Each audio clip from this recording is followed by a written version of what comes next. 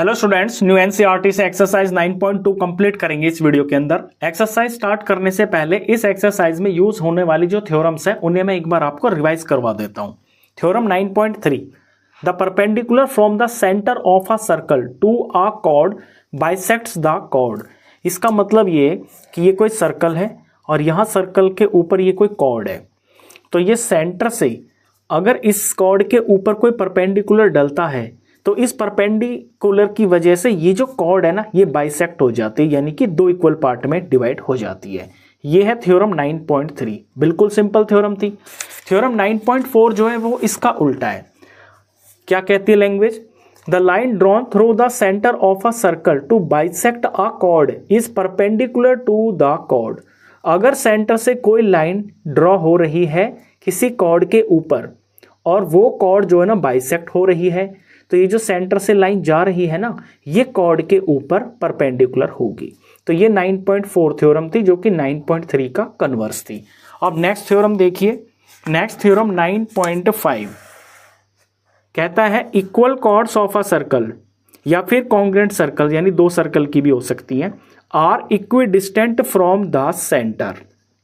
यहां फिगर में समझिए, equal chords of a circle, अगर आपको कोई सर्कल गिवन है और उसकी कॉर्ड्स की दो लेंथ है और वो दोनों लेंथ इक्वल है, ये एक कॉर्ड है ये एक दूसरी कॉर्ड है, इन दोनों की लेंथ बराबर है, are equidistant from the centre, तो सर्कल का ये जो सेंटर होगा ना यहां से इस कॉर्ड का जो डिस्टेंस होगा और यहां से इस कॉर्ड का जो डिस्टेंस होगा वो बिल्कुल सेम होगा, और जो डिस्टेंस होता है वो हमेशा परपेंडिकुलर होता है, यानी ये जो डिस्टेंस होगा ओ से लेके इस पॉइंट तक ये और ओ से लेके इस पॉइंट तक ये डिस्टेंस बराबर होगा।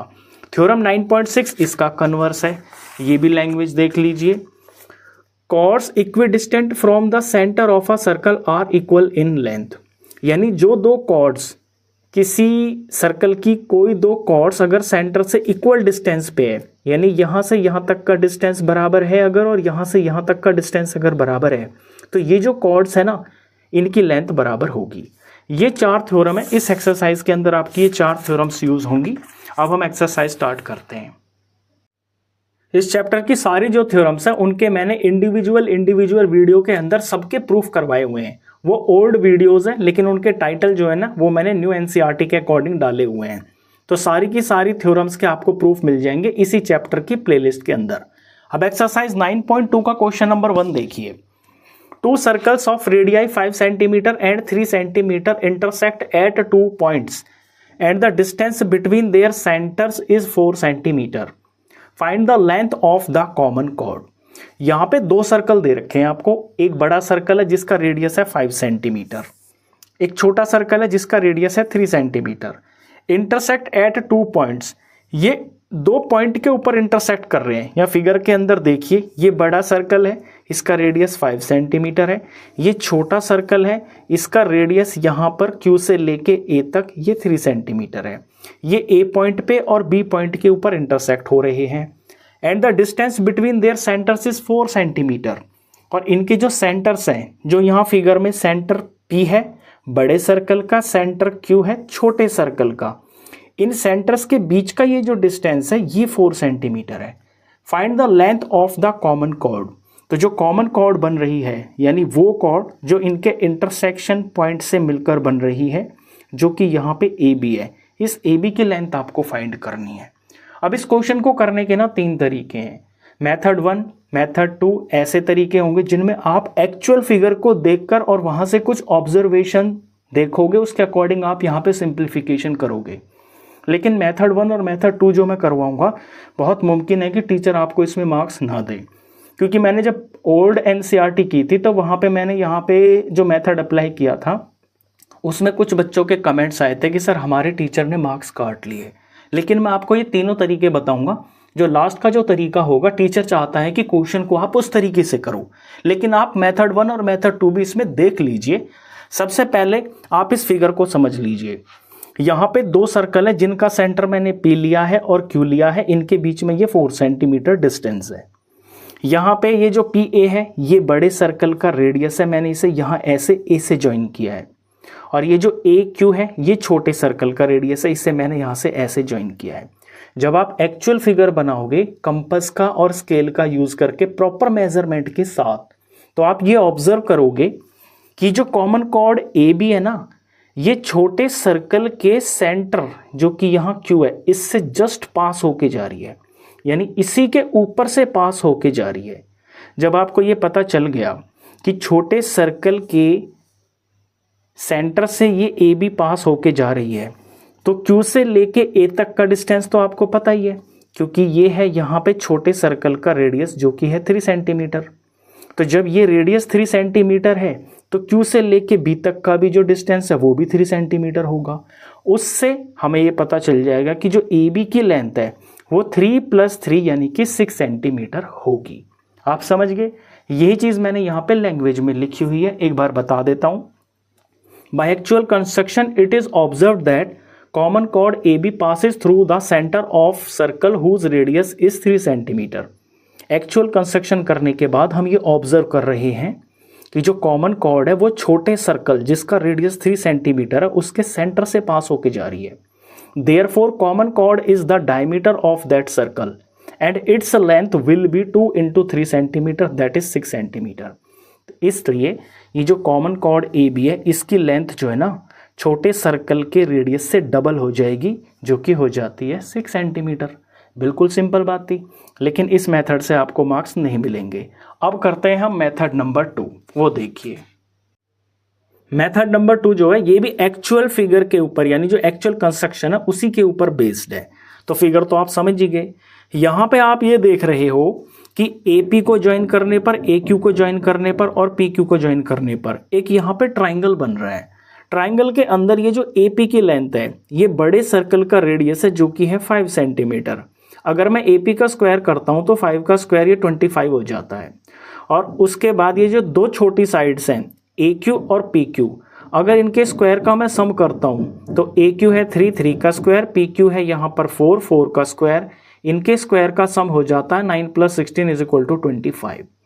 अब ये जो रिलेशन आप देख रहे हो ऐसा रिलेशन पॉसिबल होता है राइट ट्राइंगल के अंदर। राइट ट्राइंगल के अंदर सबसे बड़ी साइड का जो स्क्वायर होता है वो बाकी की जो दो छोटी साइड्स होती है उनके स्क्वायर के सम के बराबर होता है। तो यहाँ से क्या दिख रहा है कि जो AQ स्क्वायर + PQ स्क्वायर है यानी ये छोटी साइड का स्क्वायर और ये जो PQ है ये छोटी साइड का स्क्वायर, और इन दोनों का जो सम है इन दोनों का सम अकेले इस AP के स्क्वायर के बराबर है। तो ये पाइथागोरस थ्योरम होती है इसके अंदर, कन्वर्स ऑफ पाइथागोरस थ्योरम। जब ऐसा होता है तो फिर ये एक राइट ट्राइंगल होता है। thus AQP is a right angle triangle, right angle at Q। Right angle कहाँ पे होगा? जो सबसे बड़ी वाली साइड है उसके सामने, यानी कि यहाँ Q पॉइंट के ऊपर 90 डिग्री का एंगल होगा। अब यहाँ अप्लाई होगी थ्योरम 9.3। थ्योरम 9.3 कहती है कि अगर किसी सर्कल के अंदर सेंटर से कॉर्ड के ऊपर परपेंडिकुलर पड़ रहा हो, परपेंडिकुलर 90 डिग्री का होता है ना, तो ये जो परपेंडिकुलर होता है ये इस कॉर्ड को बाइसेक्ट कर देता है, यानी कि 2 इक्वल पार्ट में डिवाइड कर देता है। तो अगर PQ AB का परपेंडिकुलर है तो ये जो PQ है ये इस AB को 2 इक्वल पार्ट में डिवाइड कर देगा, जिसमें से एक पार्ट AQ होगा और इसी के बराबर यहाँ पे Q भी होगा। और AQ हमें पता है ये छोटे सर्कल का रेडियस है, तो जो Q से लेके B तक है ये भी 3 सेंटीमीटर होगा। So PQ bisects chord AB of circle with radius 5 centimetre. हम बड़े सर्कल के अंदर थ्योरम लगा रहे हैं क्योंकि बड़े सर्कल की कॉर्ड AB है ना, तो ये जो PQ है ये इस AB को बाइसेक्ट कर रही है। Thus length of AB will be twice of AQ। तो जो AB है इसकी लेंथ AQ का डबल होगी, और AQ कितना है 3 सेंटीमीटर है, और 3 × 2 = 6 सेंटीमीटर आ गया। यहाँ हमने थ्योरम 9.3 अप्लाई की है कि perpendicular from centre bisects the chord. Method number 2 मैंने ओल्ड NCERT में जब ये एक्सरसाइज की थी तो वहाँ पे यही मेथड मैंने अप्लाई किया था। बहुत सारे बच्चों के वहाँ पे पॉजिटिव कमेंट्स आए थे, उन्हें बहुत अच्छा लगा, ये मेथड इजी लगा। 1-2 कमेंट मैंने ऐसे देखे जहाँ पे बच्चों ने लिखा हुआ था कि सर हमने एग्जैक्ट इसी मेथड से किया लेकिन टीचर ने हमारे मार्क्स काट लिए। तो हम रिस्क नहीं लेंगे। मैंने फर्स्ट और सेकंड मेथड आपको बिल्कुल एक्चुअल कंस्ट्रक्शन के मेथड से करवाए हैं। अब जो मेथड नंबर 3 होगा टीचर चाहता है कि आप उस मेथड से करो क्योंकि उसके अंदर बहुत सारी चीज़ें अप्लाई होती हैं। अब हम वो वाला मेथड करते हैं। इस मेथड को आपको बड़े ध्यान से देखना है। फिगर बिल्कुल सेम टू सेम वैसी ही बनेगी। यहाँ पे मैंने ये फिगर बना रखी है। ये जो P और Q पॉइंट है ये इन दो सर्कल्स के सेंटर है और क्वेश्चन के अकॉर्डिंग जो P से लेके Q तक की लेंथ है ये हम यहाँ पर 4 सेंटीमीटर मानेंगे। P से लेके A तक बड़े सर्कल का रेडियस ये 5 सेंटीमीटर मानेंगे और A से लेके Q तक ये 3 सेंटीमीटर छोटे सर्कल का रेडियस है। अब यहाँ सबसे पहला जो हमारा पर्पस रहेगा वो ये रहेगा कि ये जो AB कॉमन कॉर्ड है ना, ये जहाँ पर यहाँ ये इंटरसेक्ट कर रही है इस पॉइंट के ऊपर, लेट सपोज इस पॉइंट का नेम यहाँ पर मैं M रख लेता हूँ। मुझे ये प्रूफ करना होगा कि इस पॉइंट के ऊपर यहाँ ये 90 डिग्री का एंगल है, यानी जो PM है ना ये AB के ऊपर परपेंडिकुलर पड़ रहा है। ये प्रूफ करने के लिए मुझे यहाँ कुछ कंस्ट्रक्शन करनी पड़ेगी। सबसे पहले मुझे P से लेके B को ज्वाइन करना पड़ेगा और फिर मुझे यहाँ पर B से लेके Q को ज्वाइन करना पड़ेगा। ये मैं पेंसिल से ज्वाइन कर देता हूँ ताकि ये साइड एक जैसी दिखाई दे। ये हो गया। अब यहाँ से 90 दिखाने के लिए मुझे दो ट्राइंगल्स को कॉन्ग्रेंट दिखाना होगा, PMA और PMB। लेकिन इन दोनों ट्राइंगल के अंदर ना मेरे को सिर्फ दो ही एलिमेंट ऐसे दिख रहे हैं जो मैं यूज़ कर सकता हूँ, लेकिन कॉन्ग्रेंसी के लिए मेरे को 3 एलिमेंट चाहिए। तो यहाँ पर सिर्फ ये 5 और 5 मिल रहे हैं मेरे को और PM और PM यहाँ कॉमन है। अगर मुझे ये वाला एंगल और ये वाला एंगल भी बराबर मिल जाए तो फिर साइड एंगल साइड का मैं यूज़ कर सकता हूँ। अब ये एंगल मैं बराबर कैसे फाइंड कर सकता हूँ? उसके लिए मुझे बड़े ट्राइंगल लेने पड़ेंगे।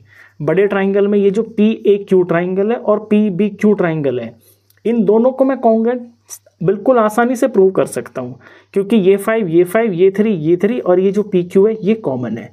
तो बड़े ट्राइंगल से हमें स्टार्ट करना होगा और इनको पहले कॉन्ग्रेंट प्रूफ करेंगे।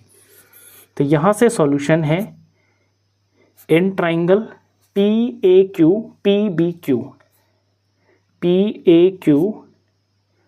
And triangle PBQ। मैं शुरू में ही इनको सिंबॉलिक फॉर्म के हिसाब से ही लिख रहा हूँ। तो ऊपर PAQ के अंदर PA और नीचे PB, ये दोनों बराबर होंगे। PA is equal to PB, क्योंकि ये दोनों जो हैं बड़े सर्कल के रेडियस है। ये 5 है तो ये भी यहाँ 5 सेंटीमीटर ही होगा।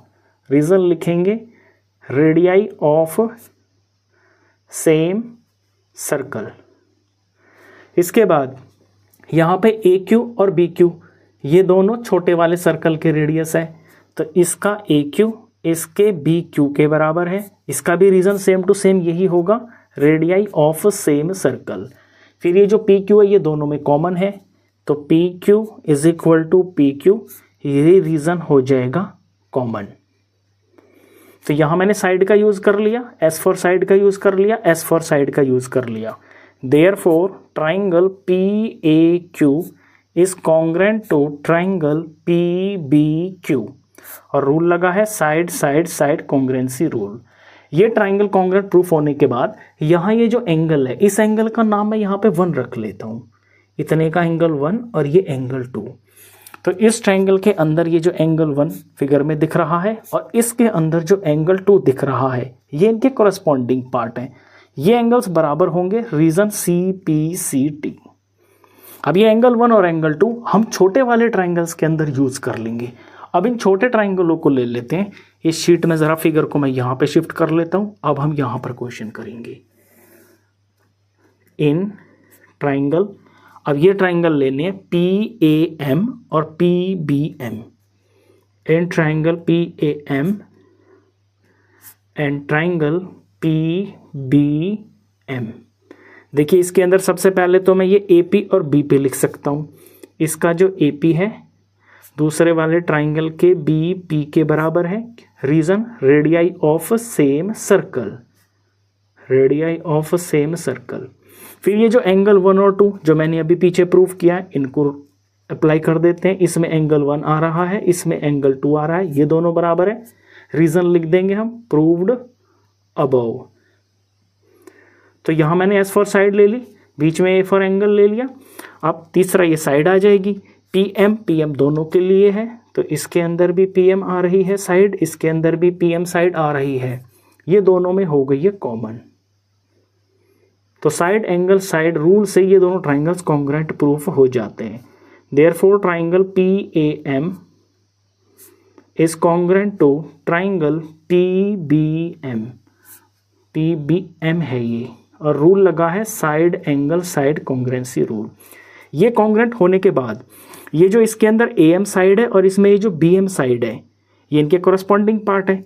तो एक तो ये जो AM और ये जो BM है ये बराबर हो जाएंगे, यानी हमें यहाँ ये पता चल गया कि जो M पॉइंट है ना, ये AB को बाइसेक्ट कर रहा है। जितना AM है उतना ही BM है। ये रिजल्ट हमारे आगे काम आएगा। ये क्यों? ये आया है CPCT से। दूसरा रिजल्ट ये कि ये जो एंगल यहाँ पे बन रहा है PMA, अगर मैं इसका नंबर यहाँ पर 3 डाल देता हूँ क्वेश्चन को आसानी से करने के लिए, एंगल 3 हो गया ये, और नीचे वाले के अंदर ये जो एंगल 4 है ये दोनों बराबर होंगे क्योंकि ये कोरस्पॉन्डिंग पार्ट है। तो angle 3 is equal to angle 4, ये भी होगा CPCT से ही। अब ये दोनों 3 और 4 जो ना बराबर है। दूसरा आप ये भी देख रहे हो कि ये दोनों मिलकर लीनियर पेयर बना रहे हैं, तो मैं ये भी तो लिख सकता हूं कि एंगल 3 प्लस में एंगल 4, इनका जो सम है वो 180 डिग्री होगा। Reason linear pair. और एंगल 3 और 4 दोनों 180 के हैं, इनका सम 180 है, तो दोनों की जगह पर मैं अगर सेम चीज लिख लूं, यानी एंगल 3 को मैंने एंगल 3 लिख लिया, और क्योंकि 4 जो वो भी 3 के बराबर है तो मैं यहां भी एंगल 3 डाल सकता हूं, is equal to 180 degree. Angle 3 plus angle 3 यानी कि twice of angle 3 is equal to 180 degree. अगर सिर्फ एंगल 3 की वैल्यू मुझे फाइंड करनी हो तो 180 डिग्री, ये 2 इधर जाकर डिवाइड हो जाएगा, तो एंगल 3 की वैल्यू आ जाएगी 90 डिग्री। तो देखिए एंगल 3 को मैंने 90 डिग्री दिखा दिया। अब एंगल 3 अगर 90 डिग्री का है तो यहां दूसरी तरफ देखिए, इस तरफ यहां पर अगर इस एंगल का नाम मैं यहां पे 5 रख देता हूं, तो 3 और 5 ये दोनों मिलकर लीनियर पेयर बना रहे हैं। तो यहां से मैं 5 की वैल्यू फाइंड कर लेता हूं, वो आगे चल के मुझे उसकी जरूरत पड़ेगी। यहां जगह नहीं बची है, अब मैं उधर से इस तरफ शिफ्ट हो गया हूं, आप ऑर्डर को ध्यान में रखना। अब मैं यहां ये लिख रहा हूं कि angle 3 plus angle 5, angle 3 plus में एंगल 5 इज इक्वल टू इनका भी सम 180 डिग्री होगा। Reason linear pair. एंगल 3 की वैल्यू मुझे पता है 90 डिग्री, मैं यहाँ 90 डाल दूंगा, प्लस में angle 5 is equal to 180 degree है। यहाँ से एंगल 5 की वैल्यू आ जाएगी 180 डिग्री, ये 90 इधर जाकर माइनस हो जाएगा, तो एंगल 5 की वैल्यू आ जाएगी 90 डिग्री। तो यहाँ आप देख रहे हो कि M पॉइंट के ऊपर ये 3 90 का है, 4 भी 90 का है, क्योंकि ये दोनों तो हम पीछे दिखा चुके हैं, और 3 की हेल्प से मैंने 5 भी पता कर लिया, ये भी 90 डिग्री का है। अब इस 5 की और इस 3 एंगल की मेरे को जरूरत पड़ेगी। अब आगे क्वेश्चन को ध्यान से देखिएगा। अब जो हमारा पर्पस रहेगा फिगर के अंदर, हमें वैल्यू फाइंड करनी होगी AM की। एंगल 3 और एंगल 5 मैंने 90 डिग्री के दिखा दिए हैं। AM फाइंड करने के लिए अब हम क्या करेंगे उस पर ध्यान देना। ये जो P से लेके Q तक की लेंथ है, ये सेंटर्स के बीच का डिस्टेंस है, और ये हमें 4 सेंटीमीटर दे रखा है। इसके अंदर यहाँ मैं थोड़ा रफ में दिखा देता हूँ कि यहाँ ये P से लेके Q तक है, और बीच में यहाँ पर ये M आ रहा है। अगर PQ टोटल 4 सेंटीमीटर है, और अगर मैं PM को यहाँ पर X मान लेता हूँ, तो फिर जो M से लेके Q तक का पार्ट है ये हो जाएगा 4 माइनस एक्स। यहाँ से यहाँ तक का पार्ट 4 माइनस एक्स हो जाएगा, ये लिखना है मेरे को। तो यहाँ लिखेंगे लेट P से लेके M तक is equal to x centimetre, then फिर PM से लेके Q तक, M से लेके Q तक ये हो जाएगा 4 माइनस एक्स सेंटीमीटर। ये मैंने क्यों लिया, इसको थोड़ा समझना बात को। देखिए ये जो दोनों ट्राइंगल आप देख रहे हो ना, AMP और AMQ, इन दोनों ट्राइंगल के अंदर ये AM साइड कॉमन आ रही है। तो इसके अंदर मैं दोनों ट्राइंगलों के अंदर पाइथागोरस प्रॉपर्टी यूज करके ना इस AM की वैल्यू फाइंड कर लूंगा। ये है मेरा पर्पस। तो पहले जब मैं ये वाला ट्राइंगल लूंगा AMP, वहां से AM की कोई वैल्यू आएगी इन टर्म्स ऑफ x, और जब मैं ट्राइंगल AMQ लूंगा वहां से भी AM की कोई वैल्यू आएगी इन टर्म्स ऑफ x, और उन दोनों वैल्यूज को मैं इक्वेट कर सकता हूं क्योंकि दोनों वैल्यूज तो AM की ही होंगी, वहां से x की वैल्यू आ जाएगी। अब पहले मैं ट्राइंगल ले लेता हूं AMP। इन ट्राइंगल AMP के अंदर आप हाइपोटेन्यूज को देखिए सबसे पहले कौन है। यहां अगर 90 डिग्री है तो ये जो ए पी है ये तो हाइपोटेन्यूज हो गया, और पी एम को मैंने माना हुआ है एक्स। मैं यहाँ पे ट्राइंगल दोबारा से बना देता हूँ, फिगर में आपको थोड़ा कम दिख रहा होगा। ये ट्राइंगल देखिए, ये है ए, ये है एम और ये है यहाँ पे पी। ए से लेके एम तक हमें फाइंड करनी है। ये 5 दे रखा है और ये मैंने एक्स मान रखी है। तो जो मुझे फाइंड करना है ना, मैं डायरेक्ट यही लिख लेता हूँ। पाइथागोरस प्रॉपर्टी तो आपको पता ही होगी। तो अगर मैं ए एम फाइंड कर रहा हूँ तो ये हो जाएगा अंडर रूट में हाइपोटेन्यूज का स्क्वायर माइनस जो अदर साइड दे रखी है उसका स्क्वायर, यानी 5 का स्क्वायर माइनस में एक्स का स्क्वायर। चाहे तो आप इससे पहले जो है ना नेम में भी लिख सकते हो, वो ज़्यादा बेटर रहेगा। पहले मैं नेम में लिख लेता हूँ, ये इससे ऊपर का स्टेप है।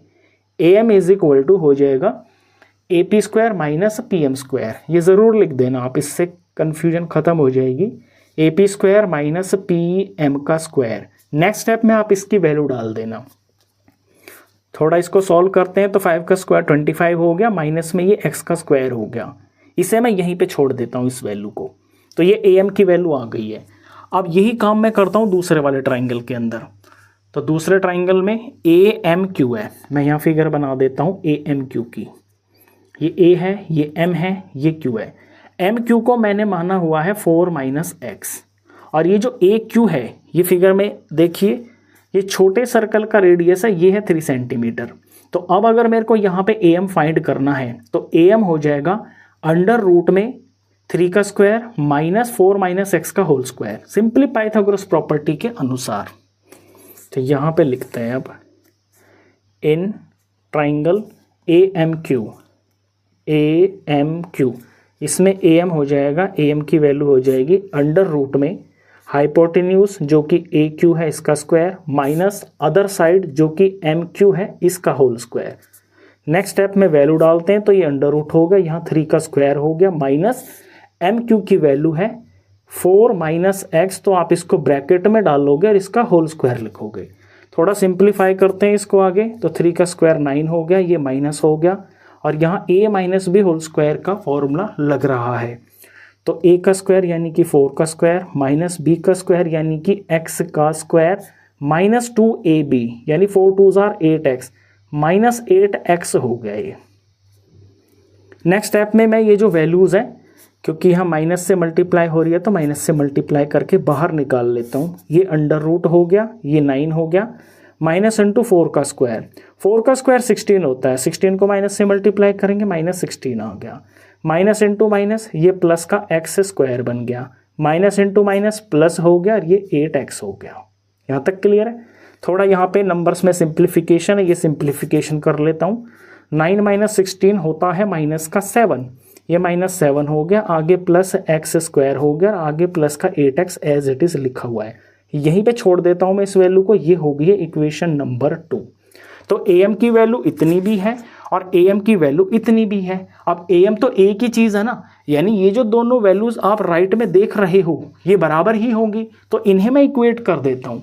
अब यहाँ नीचे देखिए, यहाँ पे लिखता हूँ मैं फ्रॉम 1 एंड 2, 1 और 2 से इनकी वैल्यूज़ को मैं इक्वेट कर रहा हूँ। ये root 25 minus x square first में वैल्यू है, यही इसके भी बराबर है जो सेकंड में वैल्यू है। ये है under root minus 7 plus x square, plus x square नहीं होगा ये, यहाँ सॉरी हाँ यहाँ पे मैंने गलती कर दी ना, ए स्क्वायर प्लस बी स्क्वायर होता है, प्लस बी स्क्वायर होता है, यहाँ पे प्लस होगा, A square plus B square minus 2ab, तो उस हिसाब से प्लस माइनस यहाँ पे माइनस होगा। ये आपको ध्यान में रखनी है चीज़, ये माइनस होगा और यहाँ पर ये भी माइनस होगा, तो यहाँ भी मैं इसको माइनस कर देता हूँ। ये गलती होगी, जल्दी जल्दी में आप इसका ध्यान रखना। A square plus B square minus 2ab और आगे ये प्लस का 8x है।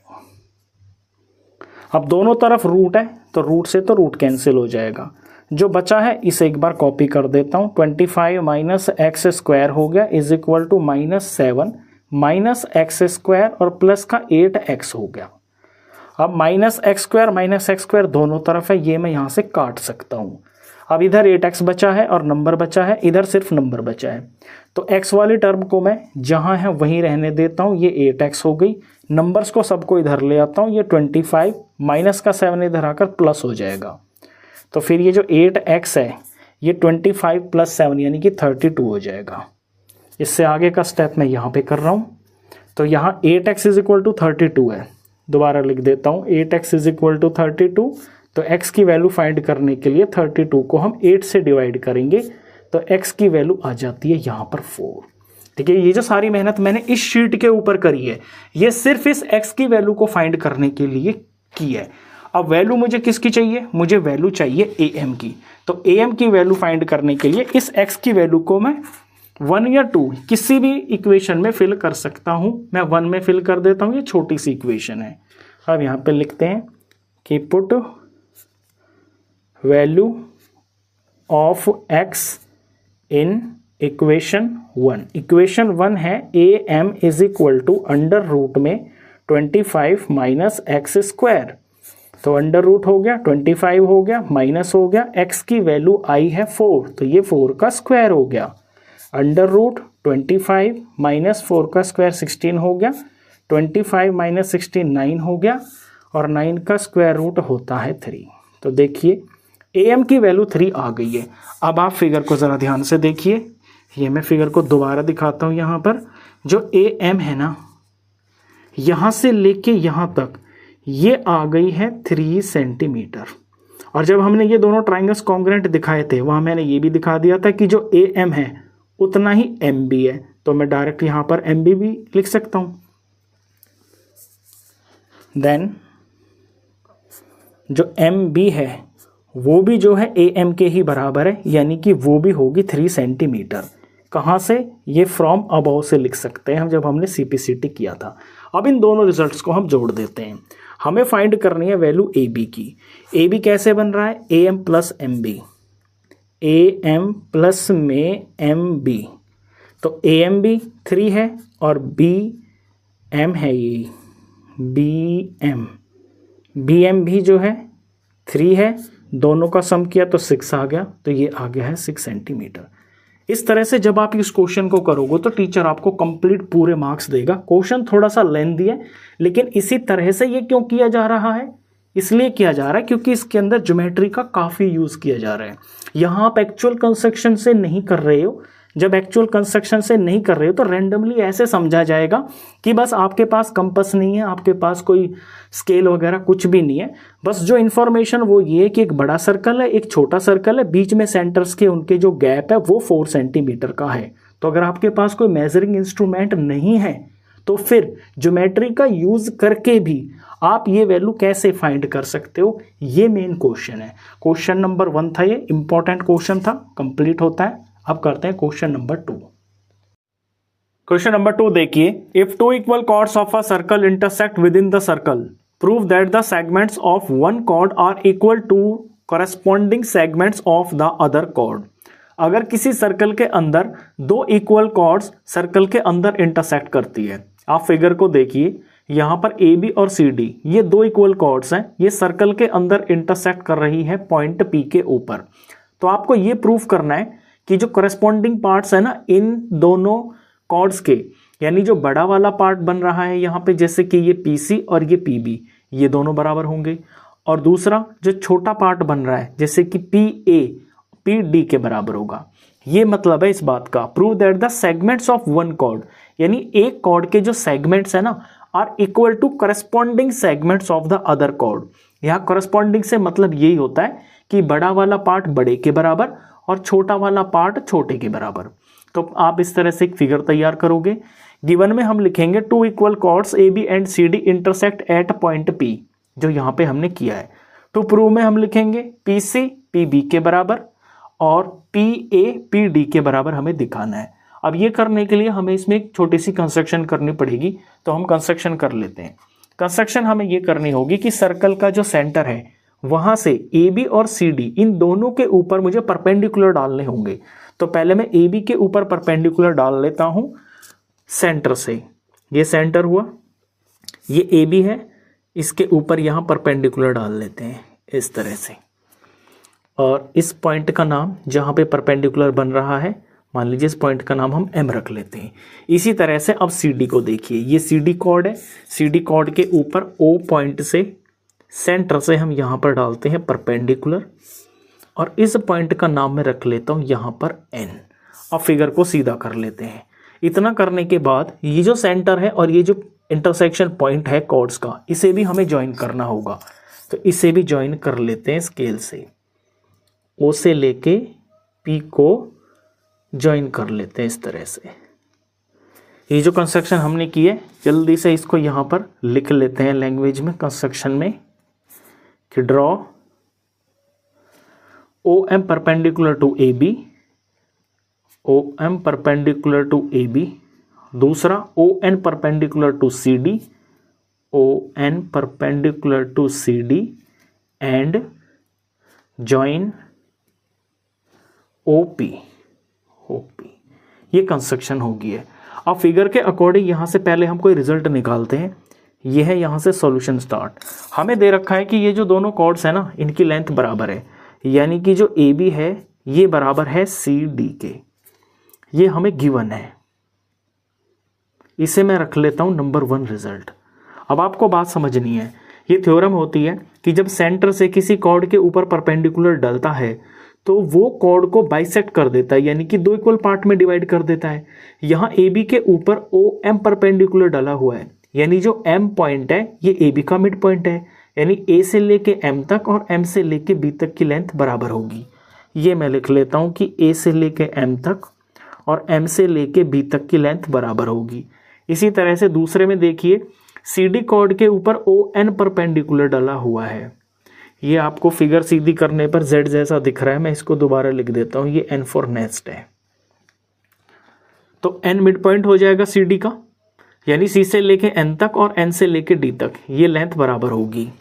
तो CN बराबर होगा ND के। ये रिजल्ट नंबर मैं यहाँ पे 2 रख लेता हूँ और ये रिजल्ट नंबर मैं यहाँ पर 3 रख लेता हूँ।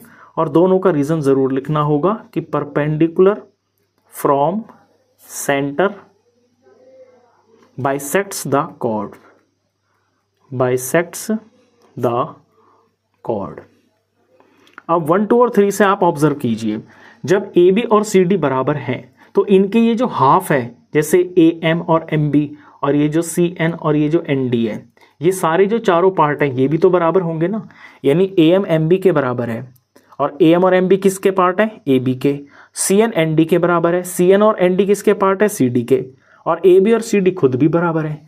तो फ्रॉम 1, 2, 3 से हम ये रिजल्ट निकाल सकते हैं कि जो 4 छोटे पार्ट बन रहे हैं ना, ये भी बराबर होंगे।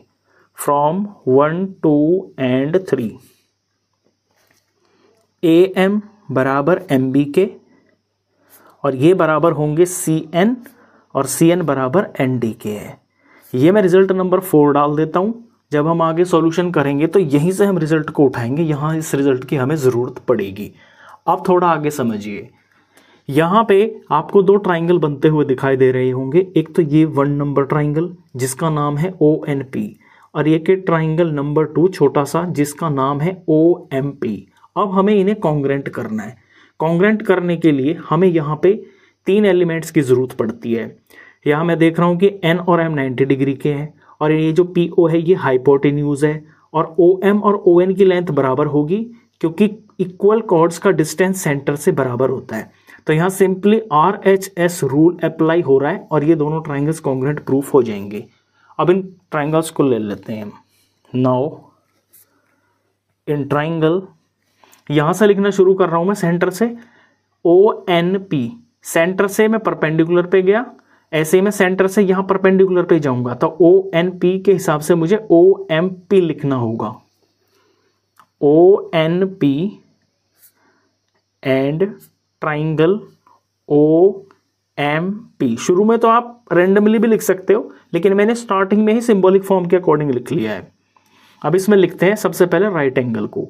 मैंने लिया है ONP, तो एंगल N और इसका एंगल M, इसका एंगल N और इस ट्राइंगल का एंगल M, ये दोनों बराबर होंगे क्योंकि ये दोनों के दोनों 90 डिग्री के हैं, क्योंकि M और N पॉइंट पर बन रहा है परपेंडिकुलर। राइट एंगल हो गया। PO इनके अंदर कॉमन है और ये हाइपोटेन्यूज है, तो इस ट्राइंगल में भी PO आ रहा है, इसके अंदर भी PO आ रहा है, ये है कॉमन। तो यहाँ R फॉर राइट एंगल ले लिया मैंने, यहाँ H फॉर हाइपोटेन्यूज ले लिया। एक साइड मेरे को चाहिए, साइड यहाँ पे ON और OM हो जाएंगी। इस ट्राइंगल की ON साइड और इस ट्राइंगल की OM साइड बराबर होंगी। इसका रीजन लिखना सबसे ज्यादा जरूरी है क्योंकि equal chords are equidistant from centre, और जो डिस्टेंस होता है वो परपेंडिकुलर डिस्टेंस ही होता है। लिखेंगे equal chords are equidistant from centre. तो ये ले लिया मैंने S for side. RHS rule से हम इन दोनों ट्राइंगल्स को कॉन्ग्रेंट दिखा देंगे। Therefore triangle ONP is congruent to triangle OMP। Rule लगा है RHS यानी राइट एंगल, हाइपोटेन्यूज और साइड। अब यहां से ना एक रिजल्ट निकालेंगे हम। रिजल्ट ये निकलेगा कि ये जो साइड आप पार्ट देख रहे हो ना NP, और यहाँ पे ये जो MP है, ये इनके कोरस्पॉन्डिंग पार्ट है इन दोनों ट्राइंगल्स के। जब दोनों ट्राइंगल कॉन्ग्रेंट हो गए हैं तो CPCT से इन दोनों पार्ट को मैं इक्वल दिखा सकता हूं, जिन पे मैं ये मार्क कर रहा हूं। NP MP के बराबर होगा। NP is equal to MP by CPCT। ये सबसे मेन चीज है जो इस क्वेश्चन के अंदर काम आने वाली है। ये जो दो पार्ट आए हैं ना, इन्हीं से मेरा रिजल्ट निकलेगा। अब आगे की चीज देखिए। अब हमें जो प्रूफ करना है इसके अंदर वो चीजें ले लेते हैं। सबसे पहले हमें इसके जो बड़े पार्ट हैं, दोनों कॉर्ड्स के करस्पॉन्डिंग बड़े पार्ट बराबर दिखाने हैं, यानी PC मेरे को PB के बराबर दिखाना है। तो यहां मैं शुरुआत करूंगा, जो PC के अंदर ये कॉर्ड का हाफ पार्ट आ रहा है ना, जो कि NC है, ये मैं लूंगा, और PB के अंदर ये जो हाफ पार्ट आ रहा है MB, ये मैं लूंगा। और ये मैं रिजल्ट नंबर 4 में दिखा चुका हूं कि ये चारों पार्ट जो है ना बराबर है। तो जो NC है वो MB के बराबर होगा। तो यहां से मैं लिख लेता हूं NC बराबर है MB के। ब्रैकेट में लिख भी दूंगा कि फ्रॉम 4 से मैंने ये रिजल्ट उठाया है। अब आप देखिए, अगर मैं इन दोनों पार्ट के अंदर, यहां NC के अंदर अगर मैं NP ऐड कर देता हूं और यहां MB के अंदर अगर मैं PM ऐड कर देता हूं, तो क्या कोई फर्क पड़ेगा? बिल्कुल भी फर्क नहीं पड़ेगा, क्योंकि ये दोनों तो इक्वल हैं ही। और ये जो PN और PM है, ये मैं ऊपर इक्वल दिखा चुका हूं। तो यहां NC के अंदर मैं ऐड कर दूंगा NP को, तो ये बराबर रहेगा। अगर मैं MB के अंदर ऐड कर देता हूं यहां MP को, अभी भी रिजल्ट बराबर रहेगा, क्योंकि दो इक्वल चीजों के अंदर जब मैंने सेम चीज यानी इक्वल चीज ही ऐड की है तो इक्वेशन पे कोई फर्क नहीं पड़ेगा। अब यहां से मेरा रिजल्ट आ जाएगा। देखिए, जब मैं NC के अंदर NP को ऐड करता हूं तो ये टोटल लाइन सेगमेंट PC बन जाती है। तो इस तरफ मैं PC लिख सकता हूं इज इक्वल टू, ऐसे यहां MB के अंदर जब मैं MP ऐड करता हूं तो ये लाइन सेगमेंट PB बन जाती है। तो ये बन गई है PB। तो देखिए, एक चीज तो मैंने प्रूफ कर दी है कि इन दोनों कॉर्ड्स के जो करस्पॉन्डिंग बड़े वाले पार्ट हैं वो बराबर है। तो एक चीज यहां पर मैंने प्रूफ कर दी है। अब आते हैं सेकंड पे। सेकंड में है ये छोटे वाले पार्ट, यानी P से लेके A तक और P से लेके D तक ये पार्ट हमें बराबर दिखाना है। उसके लिए मैं वो वाले हाफ पार्ट ले लूंगा जिनके अंदर AP और PD आ रहा है। तो इस बार मैं ले लेता हूं AM को। AM के अंदर जो है ना AP आ रहा है ना, और इस तरफ PD के अंदर PD आ रहा है ND के अंदर। और ये जो AM और ND है ये इक्वल कॉर्ड्स के हाफ हाफ है, तो ये बराबर है। रिजल्ट नंबर 4 में मैंने दिखाया। तो AM बराबर DN में लिख लेता हूं, AM बराबर DN। अब यहां मेरे को सबट्रैक्ट करना होगा, क्योंकि मुझे AP चाहिए। तो AP कब आएगा? जब मैं PM माइनस करूंगा। तो AM में से मैं PM माइनस कर लेता हूं, AM माइनस PM। और दूसरी तरफ ये है DN। DN में से मुझे NP माइनस करना होगा, तब जाकर PD आएगा। तो यहां मैं ये जो DN लिखा हुआ है इसमें से मैं माइनस कर लेता हूं DN में से ये PN। अब रिजल्ट पे कोई फर्क नहीं पड़ेगा क्योंकि AM और DN ये तो बराबर हैं ही, और जो मैंने दोनों तरफ सब्ट्रैक्ट किया है PM और PN ये भी बराबर है CPCT से, तो रिजल्ट बराबर ही रहेगा। अब यहां से हम रिजल्ट निकाल सकते हैं फिगर को देखकर। देखिए जब AM में से मैं PM माइनस करूंगा तो क्या पार्ट बचा, AP बचा, तो यहां पे मैं AP लिख दूंगा इज इक्वल टू, यहां जब DN में से मैं PN माइनस करूंगा तो क्या पार्ट बचा, ये PD पार्ट बचा, ये बच गया है PD। बस यही तो मेरे को दिखाने थे, तो यहां पर मैंने ये छोटे वाले जो पार्ट्स हैं ये भी बराबर दिखा दिए, ऊपर मैंने बड़े वाले पार्ट्स दिखा दिए, तो हमने जो इसके अंदर प्रूफ करना था वो प्रूफ कर दिया, हैंस प्रूव। ये क्वेश्चन नंबर 2 था। अब करते हैं क्वेश्चन नंबर 3। क्वेश्चन नंबर 3 देखिए, if two equal chords of a circle intersect within the circle prove that the line joining the point of intersection to the centre makes equal angles with the chords.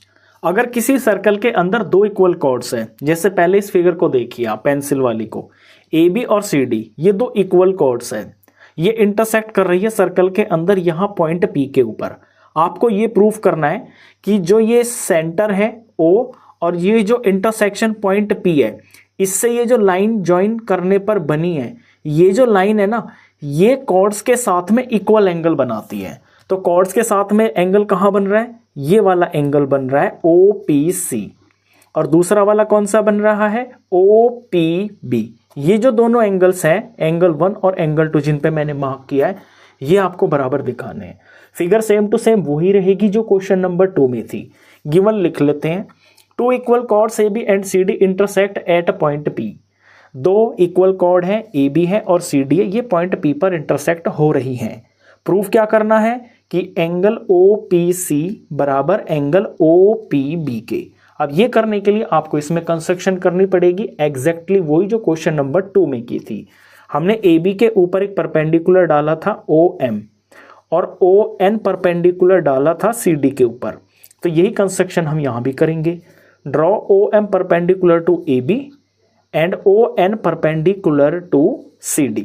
अब आगे काम करते हैं। Figure ये रही आपकी, fair जो figure है इसको आपको देखना है। तो ये है वो एंगल जो आपको बराबर दिखाने हैं यहाँ पे, जिन पे मैं रेड मार्क लगा रहा हूँ। ये कंस्ट्रक्शन करने के बाद में हमें यहाँ पे दो ट्राइंगल दिखते हैं। ये ट्राइंगल नंबर 1 ऊपर वाला, ट्राइंगल नंबर 2 ONP और OMP, इन दोनों ट्राइंगल्स को हम कॉन्ग्रेंट दिखा देंगे और CPCT से डायरेक्ट अपना रिजल्ट लिख सकते हैं। तो यहाँ से सॉल्यूशन की स्टार्टिंग है। इन दोनों ट्राइंगल्स को ले लेते हैं। In triangle ONP and triangle OMP। मैं शुरू में ही सिंबॉलिक फॉर्म के अकॉर्डिंग लिख रहा हूँ। सेंटर से परपेंडिकुलर गया, यहाँ सेंटर से परपेंडिकुलर गया। अब इनमें भी वही चीज़ें हैं, यहाँ पे 90 डिग्री के एंगल होंगे क्योंकि हमने परपेंडिकुलर डाला है। तो ऊपर वाले ट्राइंगल में एंगल N और नीचे वाले लेंगे एंगल M, ये दोनों बराबर होंगे, रीजन ईच 90 डिग्री। फिर यहाँ पे हाइपोटेन्यूज PO दोनों में है, ये बराबर होगा, इसका भी PO इसके PO के बराबर है, ये है कॉमन। तो यहाँ R फॉर राइट एंगल ले लिया मैंने, यहाँ H फॉर हाइपोटेन्यूज ले लिया, और ये साइड्स बराबर होंगी ON और OM, क्योंकि ये जो कॉर्ड्स के ऊपर परपेंडिकुलर पड़ रहे हैं, जो परपेंडिकुलर डिस्टेंस होता है ये सेंटर से कॉर्ड का डिस्टेंस होता है। जब कॉर्ड्स बराबर हैं तो ये डिस्टेंस बराबर होता है। तो यहाँ पे ON और यहाँ जो सेंटर से डिस्टेंस है OM, ये बराबर होंगे। इसका रीजन लिखना बहुत ज़रूरी है क्योंकि ये थ्योरम है। Equal chords are equidistant, equal chords are equidistant from centre. तो तीन चीजें मिल गई मेरे को, ये हो गई है S for side. RHS rule से ये दोनों ट्राइंगल्स कॉन्ग्रेंट प्रूफ हो जाते हैं। Therefore triangle ONP is congruent to triangle OMP, और रूल लगा है राइट एंगल, हाइपोटेन्यूज और साइड। अब ये ट्राइंगल कॉन्ग्रेंट प्रूफ हो गए हैं। ये जो एंगल आप देख रहे हो ये इनके करस्पॉन्डिंग पार्ट है। जैसे ON और OM करस्पॉन्डिंग पार्ट थे तो ON के सामने ये एंगल आ रहा है, और ओ एम के सामने ये वाला एंगल आ रहा है, तो यहाँ ओ पी एन, इसका एंगल ओ पी एन बराबर होगा नीचे वाले के ओ पी एम के, ओ पी एम के। ये result corresponding parts of congruent triangle. तो देखिए ये एंगल ही तो हमको यहाँ पे प्रूफ करने थे। मैं इनका नाम पूरा भी लिख सकता हूँ, ओ पी एन को मैं ओ पी सी भी तो लिख सकता हूँ, और एंगल ओ पी सी अगर मैं परपेंडिकुलर को इग्नोर कर दूं, अपनी जो मेन फिगर थी, शुरू में जो फिगर थी, तो ये जो एंगल 1 यहाँ बन रहा है ये मैं ओ पी एन लिख दूं या ओ पी सी लिख दूं, बात तो एक ही है क्योंकि एंगल सेम है। और यहाँ पे ओ पी बी लिख सकता हूँ, एंगल ओ पी बी। यही मेरे को यहाँ पे प्रूफ करने थे, ये मैंने प्रूफ कर दिया, तो हैंस प्रूफ। क्वेश्चन नंबर 3 था ये। अब करते हैं क्वेश्चन नंबर 4। क्वेश्चन नंबर 4 देखिए, if a line intersects two concentric circles. Concentric circles उन सर्कल्स को बोलते हैं जो एक ही सेंटर पर बनते हैं, with centre O at A B C and D. ये दो कॉन्सेंट्रिक सर्कल्स है, फिगर आपको बुक में दे रखी है। सेंटर ओ है, इसी सेंटर ओ पर तो ये छोटा सर्कल बन रहा है, इसी सेंटर ओ पर जो है ये बड़ा सर्कल बन रहा है, और इन दोनों सर्कल्स को एक लाइन जो है ना ऐसे इंटरसेक्ट कर रही है 4 पॉइंट के ऊपर, A point, B point, C point और ये डी पॉइंट आप देख रहे हो यहां पर ये कट रही हैं। प्रूफ करना है A B is equal to C D. यहां पे ए बी जो है ना ये वाला पार्ट है जो इन सर्कल्स के अंदर आ रहा है ये वाला, और सी डी पार्ट है ये वाला। ये आपको प्रूफ करने की ये बराबर है। तो गिवन में आप यहाँ क्वेश्चन में से लिख लोगे, a lines intersects two concentric circles with centre O at A B and C D. ये तो हो गया है गिवन, और टू प्रूव में आप लिख दोगे A B is equal to C D. तो ये तो बड़ी सिंपल सी बात है। अब सॉल्यूशन करते हैं डायरेक्ट। यहाँ पे हमें कंस्ट्रक्शन करनी पड़ेगी क्वेश्चन को करने के लिए। सेंटर से हमें इस लाइन के ऊपर एक परपेंडिकुलर डालना होगा। तो सेंटर है ओ के ऊपर इस लाइन के ऊपर एक परपेंडिकुलर डालते हैं इस तरह से, और ये जो परपेंडिकुलर है यहाँ पे इस लाइन को काट रहा है, लेट सपोज एम पॉइंट के ऊपर। अब इस कंस्ट्रक्शन को राइट डाउन करेंगे हम। कंस्ट्रक्शन में draw O M perpendicular to, पूरी लाइन का नाम लिखूंगा मैं यहाँ ए से लेके डी तक, परपेंडिकुलर टू ए डी। ये हो गया।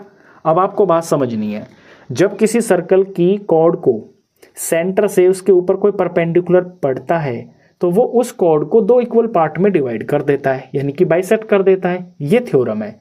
यहाँ पहले हम बड़े सर्कल को ऑब्जर्व करेंगे। बड़े सर्कल के अंदर कॉर्ड क्या है, ए से लेके डी तक की है, और इसके ऊपर परपेंडिकुलर डल रहा है ओ एम। तो ये जो एम पॉइंट है ये ए डी को दो इक्वल पार्ट में डिवाइड कर देगा। एक तो होगा ए से लेके एम तक का पार्ट, और दूसरा होगा एम से लेके डी तक का पार्ट। ये हम पहले लिखेंगे। पहले बड़े सर्कल को ही आपको लेना है। Solution, in bigger circle, in bigger circle AD is called, AD is called and OM perpendicular to AD, and OM is perpendicular to AD। ये चीज़ है, ये आपको लिखनी पड़ेगी। Therefore A से लेके M और M से लेके D ये बराबर होंगे, AM बराबर होगा MD के। रीजन आपको यहां जरूर लिखना होगा कि perpendicular from centre bisects the chord, bisects the chord. Short में भी लिख सकते हो, इतना भी लिख दोगे तो बात बन जाएगी। ये रिजल्ट नंबर 1 लेंगे हम।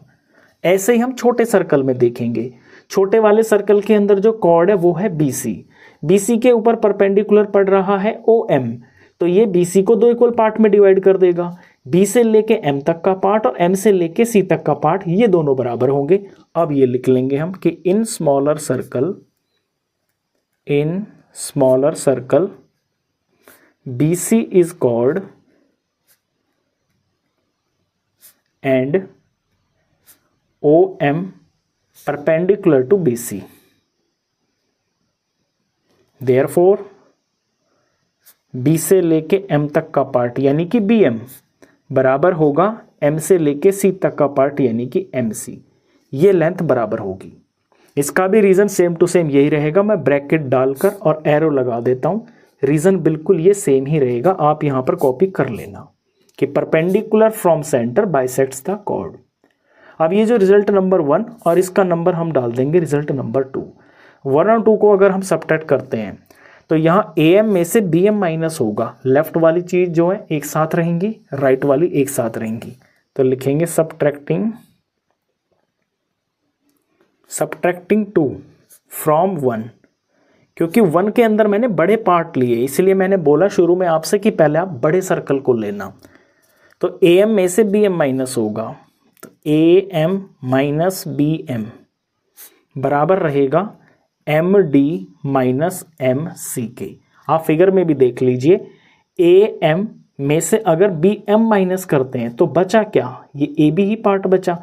तो यहां पर हम A M minus B M लिख सकते हैं A B is equal to, यहां पर एम डी में से एम सी माइनस हो रहा है तो बचा क्या, सी डी बचा।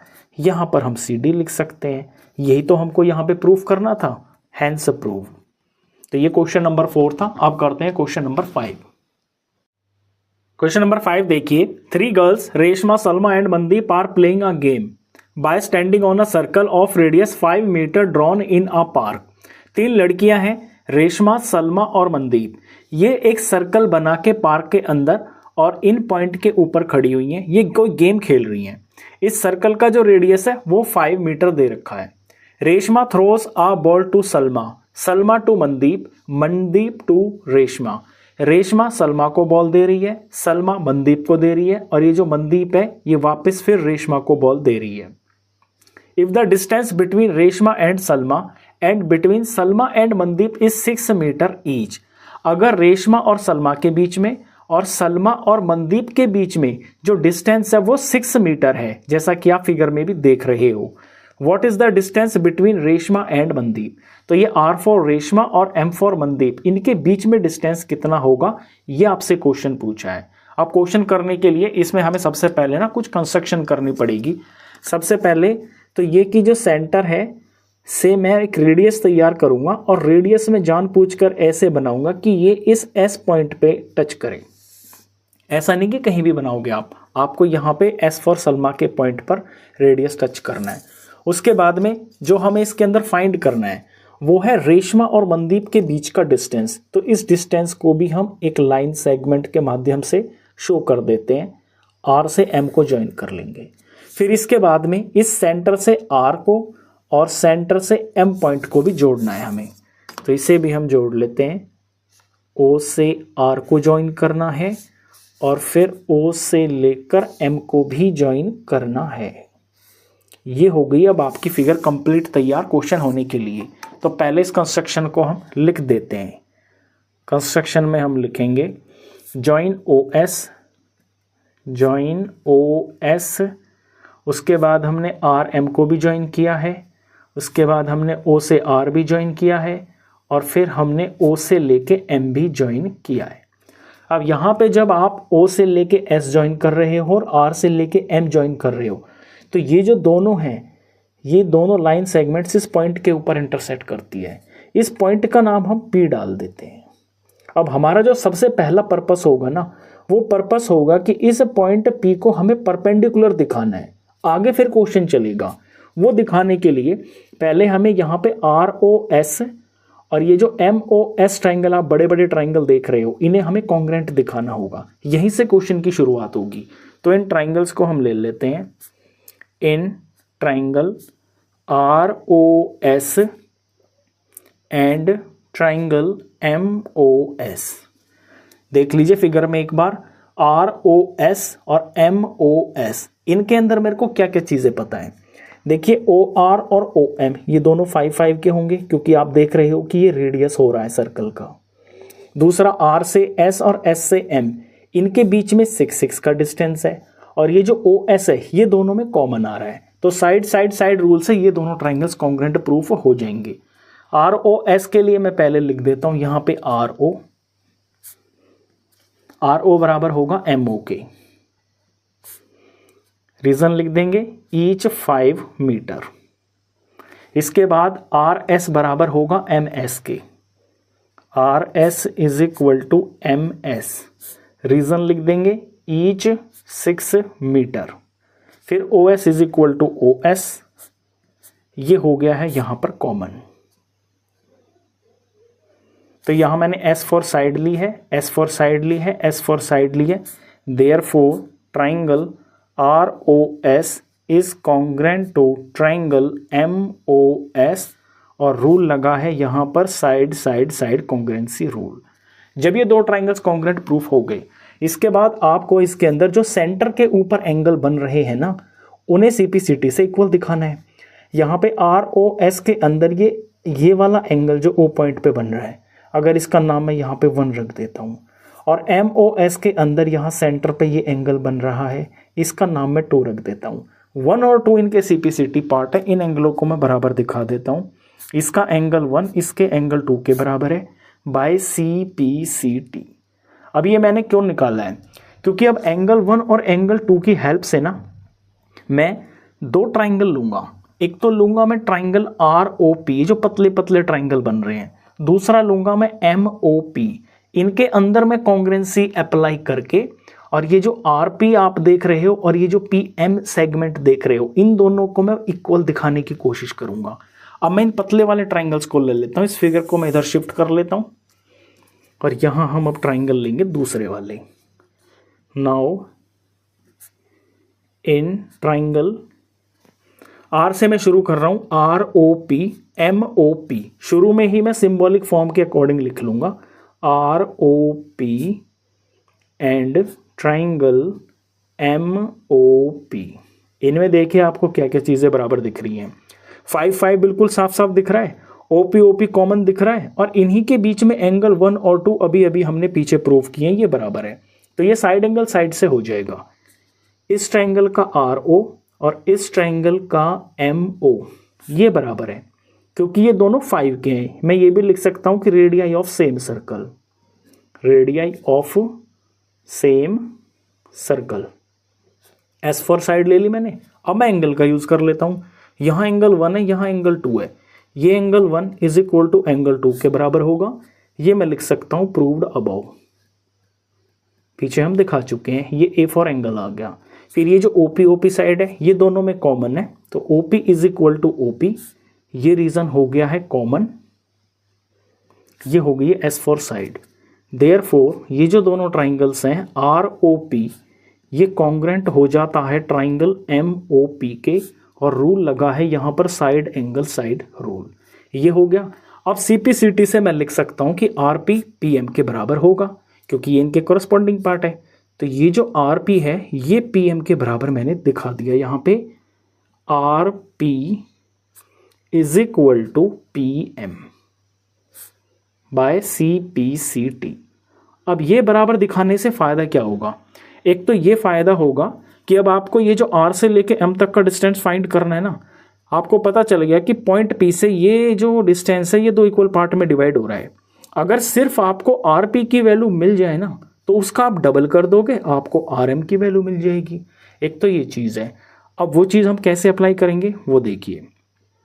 यहां पर आर एम आप देख रहे हो एक कॉर्ड है, और इस कॉर्ड के 2 इक्वल पार्ट हो गए हैं इस पॉइंट पी से, और पॉइंट पी बन किससे रहा है? ओपी से। ओ सेंटर से ही आ रहा है ना, यानी कि अगर सेंटर से कोई लाइन ऐसे कॉर्ड के ऊपर पड़ रही है और कॉर्ड बाइसेक्ट हो गई है, इट मीन्स कि यहां पॉइंट पी के ऊपर परपेंडिकुलर होगा, क्योंकि सेंटर से जो परपेंडिकुलर होता है वो ही तो कॉर्ड को बाइसेक्ट करता है। तो ये जो रिजल्ट यहां आप सीपीसीटी में देख रहे हो, इससे आप रिजल्ट लिख सकते हो कि since OP bisects R M, therefore जो ओपी है ये परपेंडिकुलर होगा आर एम के। यही तो मैंने शुरू में बताया था कि हमारा पहला पर्पस जो होगा वो इस पॉइंट पी के ऊपर ये दिखाना होगा कि ये 90 डिग्री का एंगल है। अब आगे की बात करते हैं क्वेश्चन के अंदर। अब मैंने ये दिखा दिया कि पॉइंट पी के ऊपर 90 डिग्री का एंगल बन रहा है। मैं यहाँ पर लिख लेता हूँ एक बार कि point angle P is equal to 90 degree. इसका हम यूज करेंगे ROS, ये जो ट्राइंगल आप देख रहे हो इसका एरिया फाइंड करने के लिए। तो मैं लिखता हूँ area of triangle ROS। Triangle का एरिया होता है हाफ इंटू में बी फॉर बेस इंटू में हाइट। मुझे यहाँ पर हाफ को हाफ ही रखना है एज इट इज। देखिए बेस में क्या लूँगा, बेस में यहाँ पर लूँगा OS को, क्योंकि यहाँ पर फिर RP हाइट हो जाएगी क्योंकि यहाँ 90 डिग्री का एंगल है। तो OS में ले लेता हूँ बेस और इंटू में हाइट की जगह मैं लिखूँगा RP। ये क्लियर है आपको? हाफ का हाफ हो गया। OS की वैल्यू, O जो है S पॉइंट से मिलने के बाद में ये रेडियस बन रहा है, सेंटर से लेके यहाँ तक आ रहा है, तो रेडियस यहाँ पे सर्कल का हमें 5 दे रखा है। OS है 5 और इनटू में ये जो RP है इसकी वैल्यू अभी मेरे को नहीं है पता, ये मैं एज इट इज लिख लेता हूँ यहाँ पे और इसे मैं इक्वेशन नंबर 1 डाल देता हूँ। अब इसी ट्राइंगल ROS का एरिया में कोई और बेस और कोई और हाइट लेकर निकालने की कोशिश करता हूँ। तो लिखता हूँ मैं area of triangle ROS is equal to half into में बी फॉर बेस इंटू में हाइट। तो देखिए मैं क्या करूँगा अब यहाँ पे, मुझे यहाँ ROS के अंदर सिर्फ एक तो ये 5 बेस पता है जो मैंने यहाँ यूज़ कर लिया, दूसरा मेरे को ये RS पता चल रहा है कि ये 6 है। अगर मैं इस 6 वाली साइड के ऊपर एक O से परपेंडिकुलर डाल दूँ तो फिर उस परपेंडिकुलर को मैं हाइट यूज़ कर सकता हूँ, यानी यहाँ मैं बेस तो ले लूँगा RS को। तो मैं लिख ही देता हूँ पहले हाफ इंटू में RS, और RS के ऊपर मुझे एक हाइट चाहिए, उसके लिए मुझे इसमें कंस्ट्रक्शन करनी पड़ेगी यहाँ पर आके। तो O से लेके और इस RS कॉर्ड के ऊपर मैं डालूंगा एक परपेंडिकुलर, ये चीज़ यहाँ पे इस तरह से, और इस परपेंडिकुलर का मैं कोई नाम रख देता हूँ। लेट सपोज इसका नाम रख देते हैं हम यहाँ पर N रख देता हूँ। इस 6 को हटा देता हूँ थोड़ा सा ये जगह, तो यहाँ पर N लिख देता हूँ। ये तो आपको पता ही है ना कि ये 6 के बराबर है, ये चीज़ 6 के बराबर है, 6 मीटर के। यहाँ के मुझे कंस्ट्रक्शन करनी पड़ेगी। मैं साइड में लिख देता हूँ कि draw ON perpendicular to RS। तो अब ये ON जो है ना मेरी हाइट हो जाएगी यहाँ पे इस ट्राइंगल के लिए। ये हो गया है यहाँ पर ON। नेक्स्ट स्टेप में मैं ये हाफ का हाफ हो गया, RS की जगह पे मैं 6 लिख सकता हूँ, ये मैंने 6 लिख दिया। और ON मुझे पता नहीं है तो ON की जगह पर मैं ON ही लिख देता हूँ। अब यहाँ पे आपको क्या है, देखिए ये जो इक्वेशन आप ऊपर 1 देख रहे हो और ये जो इक्वेशन नंबर यहाँ पर 2 बनेगी ये देख रहे हो, इनमें हाफ हाफ है, 5 है, RP और ON है। अगर RP और ON में से किसी की भी एक की वैल्यू मैं फाइंड कर पाऊँ तो आगे क्वेश्चन को चला पाऊंगा। तो ON की वैल्यू फाइंड करना यहाँ आसान हो जाएगा। ON की वैल्यू मैं कैसे फाइंड कर पाऊंगा उसके लिए फिर से आपको ध्यान देना होगा, क्योंकि RS इस सर्कल की एक कॉर्ड है और इस कॉर्ड के ऊपर सेंटर से पड़ रहा है ON परपेंडिकुलर, तो ये इस कॉर्ड को 2 इक्वल पार्ट में डिवाइड कर देगा। और टोटल जो RS है ये है 6 मीटर, यानी कि अगर मैं सिर्फ R से लेके N तक लिखूं तो ये होगा 3 मीटर। तो इस चीज को मैं लिख लेता हूं यहां पे कि since ON perpendicular to RS therefore जो RN है is equal to half of RS होगी। और मैं लिख लेता हूं कि RN कितनी हो जाएगी, हाफ ऑफ इंटू में 6 मीटर, दैट इज ये हो जाएगी RN 3 मीटर। ये आप यहां पर मेंशन कर दोगे। ये कर दिया। अब थोड़ा इस ट्राइंगल को आपको विजुलाइज करने की कोशिश करनी होगी। ONR को मैं थोड़ा यहाँ ट्राइंगल बना दूं तब सही रहेगा। ये O पॉइंट है, ये N है, यहाँ पे परपेंडिकुलर है, N से इधर गए, ये R है और O से मैंने R को ज्वाइन किया। इनमें आपको ये N है, ON पता नहीं है। OR को देखिए, OR सर्कल का रेडियस है, तो ये 5 आपको पता है और RN 3 है, ये आपने यहाँ मेंशन कर दिया। क्यों? क्योंकि यहाँ पर परपेंडिकुलर पड़ रहा है कॉर्ड के ऊपर, ये 3 हो गया। अब यहाँ पे पाइथागोरस प्रॉपर्टी लगा के मैं ON फाइंड कर सकता हूँ बड़ी आसानी से, तो मैं ON फाइंड कर लेता हूँ। तो फिगर को देखते रहना आप यहाँ पे। Now in triangle ONR, ONR के अंदर मैं डायरेक्ट अगर ON निकालूं तो मैं डायरेक्ट ON ही लिख लेता हूं। ON हो जाएगा अंडर रूट में, क्योंकि ON जो है ना एक वो साइड है जो 90 का एंगल बना रही है, तो यहाँ हाइपोटेन्यूज में से अदर साइड माइनस होगी रूट के अंदर, तो हाइपोटेन्यूज का स्क्वायर यानी कि OR का स्क्वायर माइनस में RN इसका होल स्क्वायर। वैल्यू लगाते हैं तो OR है यहाँ पर 5 का स्क्वायर हो गया, RN है यहाँ 3 का स्क्वायर हो गया। इससे नेक्स्ट स्टेप में ये 5 का स्क्वायर 25 हो गया, माइनस ये 9 हो गया। 25 में से 9 माइनस किया तो ये आ गया है 16, और 16 का अंडर रूट होता है 4, तो ये 4 मीटर आ गया। यहाँ पे 4 मीटर आ गया, मैंने लिख दिया। फिगर में भी देखते रहना आप, बस अब हो ही गया है काम, अब ज़्यादा नहीं बचा है। तो ये 4 जो मीटर आया है ना, ये आपको यहाँ ON की जगह पर लिखना है। मैंने शुरू में ये इसलिए नहीं करवाया ताकि आप कंफ्यूज ना होते। हाफ इंटू में 6 इंटू में ये जो 4 मीटर है ये आप यहाँ लिखोगे, और ये जो पार्ट मैंने यहाँ बताया है ये वाला, ये आप या तो साइड में करके दिखा दोगे या फिर पहले ही निकाल कर दिखा दोगे। अब ये हो गई है इक्वेशन नंबर 2। इक्वेशन नंबर 1 और इक्वेशन नंबर 2 दोनों के दोनों जो लेफ्ट है ना वो इनके बराबर है, क्योंकि है तो दोनों ROS के एरिया ही ना। अब ऊपर से देखना आप, तो 1 और 2 को मैं इक्वेट कर सकता हूँ, तो यहाँ लिखता हूँ फ्रॉम 1 एंड 2। 1 और 2 से मैं लिख सकता हूँ कि हाफ इंटू में ये जो 5 इंटू में RP है ये बराबर है हाफ इंटू में 6 इंटू में यहाँ जो 4 लिखा हुआ है, हाफ से हाफ कट गया, मुझे वैल्यू यहाँ से RP की मिल जाएगी, तो यहाँ RP को मैं बचा लेता हूँ। फिगर भी देखो आप कि RP आपको क्यों चाहिए, मैंने बताया ना जैसे ही आपको RP मिल जाएगा RP का आप डबल कर दोगे आपको RM मिल जाएगा। तो यहाँ से RP जब हम निकालेंगे तो RP हो जाएगा 6 4 24, तो ये हो गया, ये 5 मल्टीप्लाई में ये यहाँ पे डिवाइड आ गया, तो 24 को 5 से डिवाइड करेंगे तो ये 4.8 आएगा।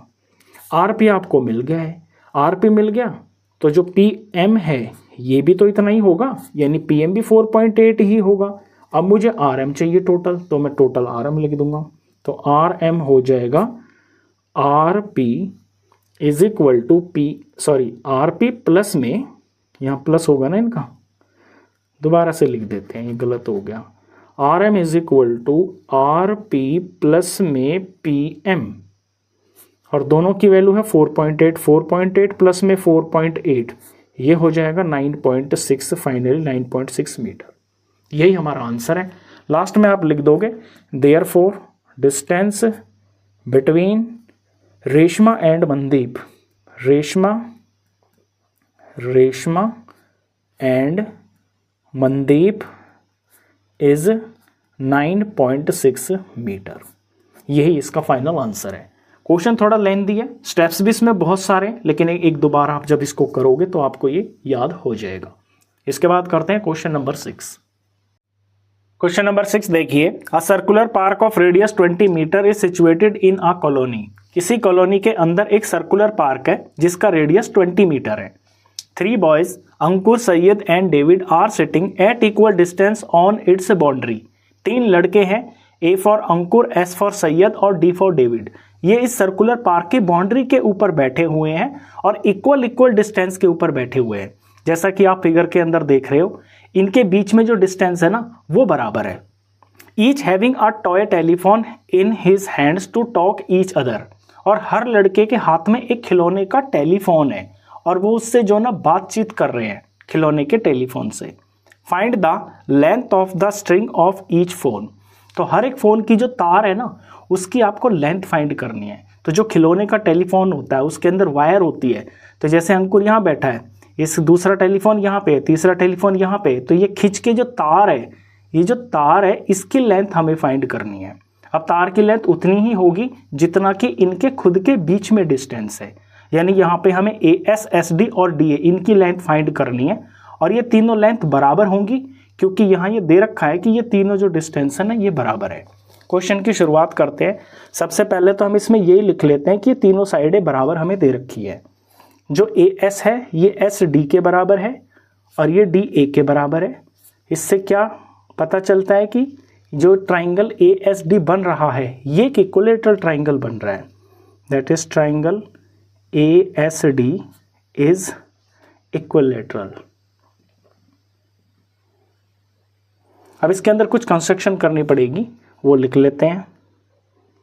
कंस्ट्रक्शन में हमें सबसे पहले तो इसके अंदर ना एक परपेंडिकुलर डालना होगा ऊपर से वर्टेक्स A से।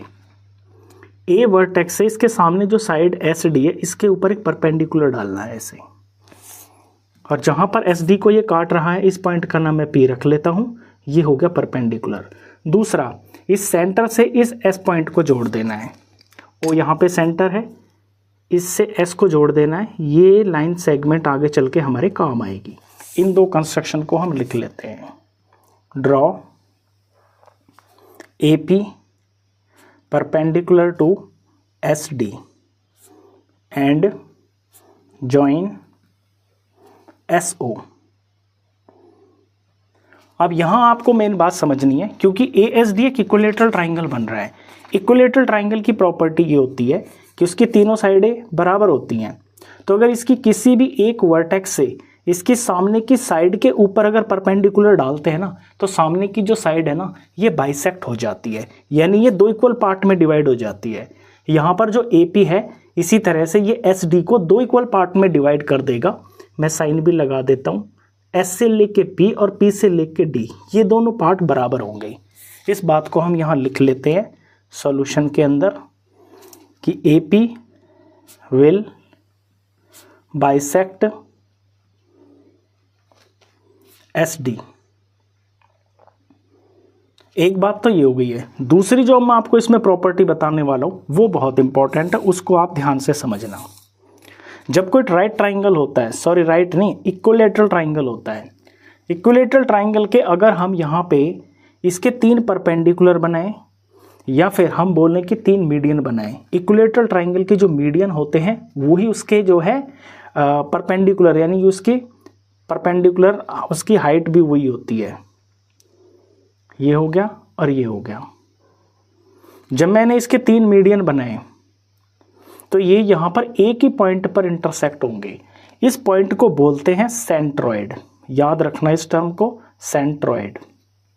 इस सेंट्रॉइड की विशेषता ये होती है कि सेंट्रॉइड पे अगर हम नीडल रख के और यहाँ से इसके किसी एक वर्टेक्स तक का कंपास खोलें, तो इसे अगर हम रेडियस मान के इसको चारों तरफ घुमाएं तो ये बाकी की जो 2 वर्टिसेस है ना उनको टच करते हुए जाएगा।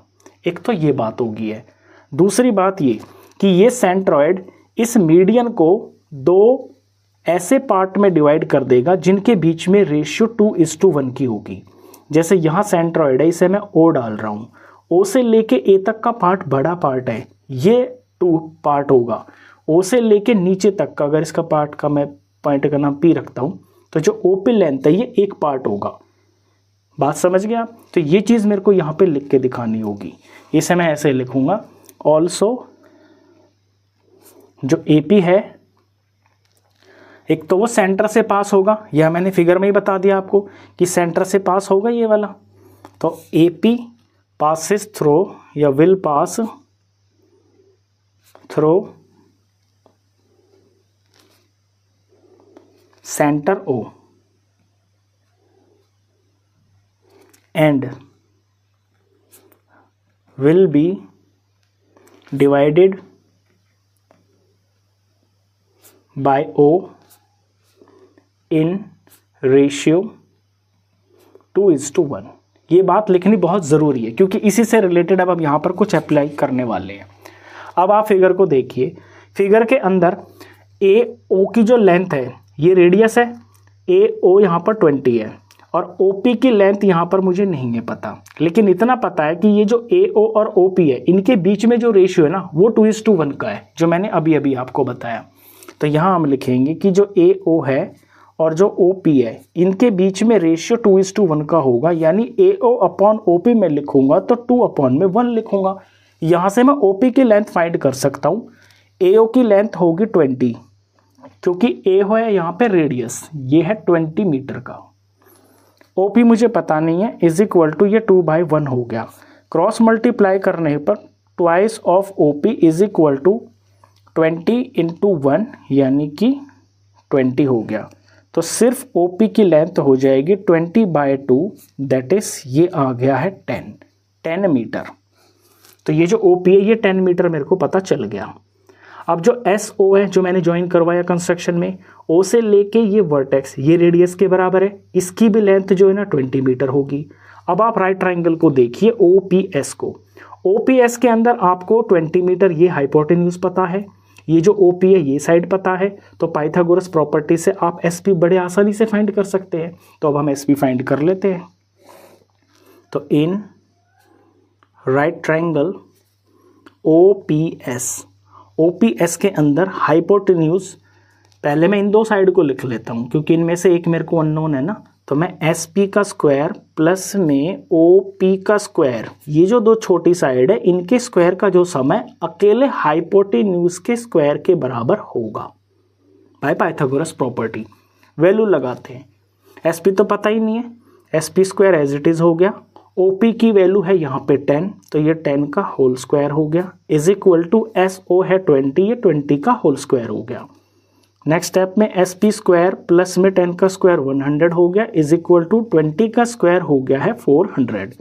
इससे नेक्स्ट स्टेप में SP square is equal to यहाँ 400, 100 इधर जाएगा तो माइनस हो जाएगा, -100 हो गया, तो फिर SP square is equal to ये आ गया है 300।